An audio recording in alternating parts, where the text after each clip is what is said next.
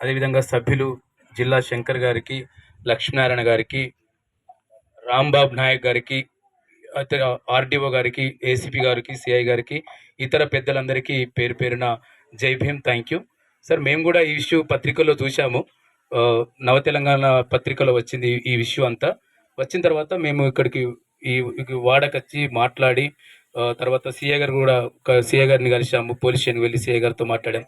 తర్వాత ఏసీపీ గారి నోటీస్కి తీసుకెళ్ళాము. ఇది జరిగింది సార్. ఇది ఎట్లాగో వాళ్ళు గ్రామస్తులు చెప్పారు ఆ విషయం సంబంధించి.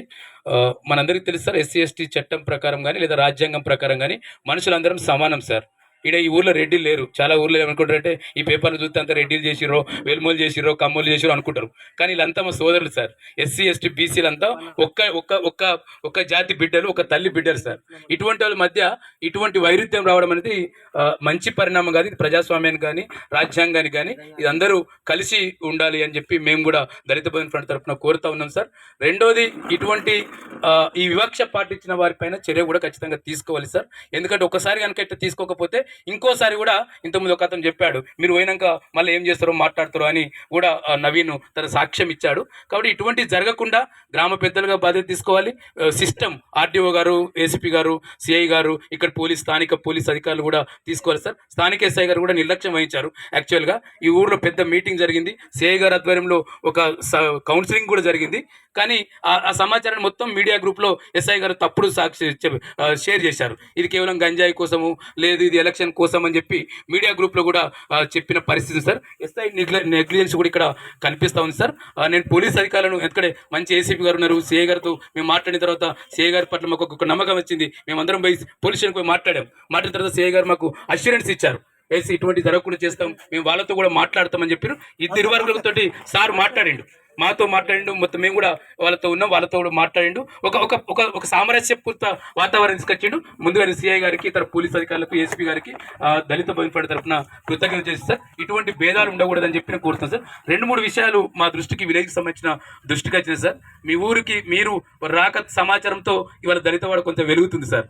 ట్రాక్టర్లు గీక్టర్లు పెట్టి పనిచేస్తూ ఉన్నారు. ఒకసారి గట్టిగా సపోర్ట్ కొట్టారు సార్. ఈ మాత్రం మనకు వెలుగులు వచ్చినందుకు. మేము కొంత సర్వే చేశాం సార్. ఈ ఊర్లో 30కి పైగా దళిత కుటుంబాలు ఉన్నాయి సార్. 30కి పైగా దళిత కుటుంబాల్లో ఇప్పటికీ భూమి లేని వారు ఉన్నారు సార్. ఇప్పటికీ భూమి లేని కుటుంబాలు సార్. నేను ఆర్డీఓ గారికి రిక్వెస్ట్ చేస్తా ఉన్నాను, చైర్మన్ గారికి రిక్వెస్ట్ చేస్తున్నాను. దాదాపు మా నోటీసులో ఒక 6-7 కుటుంబాలు వచ్చినాయి. మొన్ననే ఒక మర్రేపల్లి నర్సయ్యకు ఇక్కడ సఫాయి పని చేస్తాడు, తాను కొంత ఇక్కడ జీపీ నుంచి కొంత ల్యాండ్ ఇచ్చినట్టు సమాచారం ఉంది.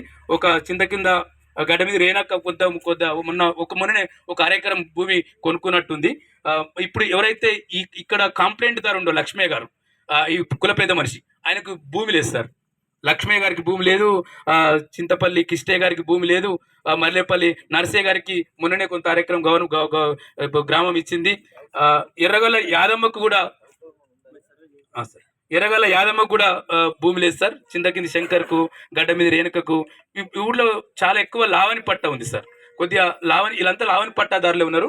కొంతమందికి నీటి సౌకర్యం కూడా లేదు భూములకు. కొద్దిగా అటువంటిది కూడా చేయమని చెప్తున్నాం సార్. ఇంకొక రిక్వెస్ట్ సార్, మారేగల్ల యాదమ్మ ఉంది, ఇక్కడ ఉందో లేదో తెలియదు కానీ నాకు, ఆమె భర్త చనిపోయి 2 years వస్తుంది సార్. ఇప్పటి వరకు ఇంకా పెన్షన్ రావట్లేదు సార్. పెన్షన్ లేదు సార్. అక్కడ కూడా కొంత లలితకు లేదు పెన్షన్. ఇది ఇంకోటి సార్, ఈ మెయిన్ ఎస్సీ వాడ నుంచి ఊరికి వెళ్ళే దారి ఉంది కదా సార్, డ్రైనేజ్ లేదు సార్. ఇది ఊరు ఎంట్రెన్స్. పొరపాటున మేము ఎంట్రెన్స్ అయినాం. దళితులు ఎక్కడైనా ఎంట్రెన్స్లో ఉండరు. ఈ ఊర్లో ఎంట్రెన్స్లో దళితులు ఉన్నారు. మెయిన్ రోడ్డు నుంచి డ్రైనేజ్ లేదు సార్. 2 అక్కడ బోర్వెల్ లైన్ ఉంది, అక్కడ లైట్స్ లేవు.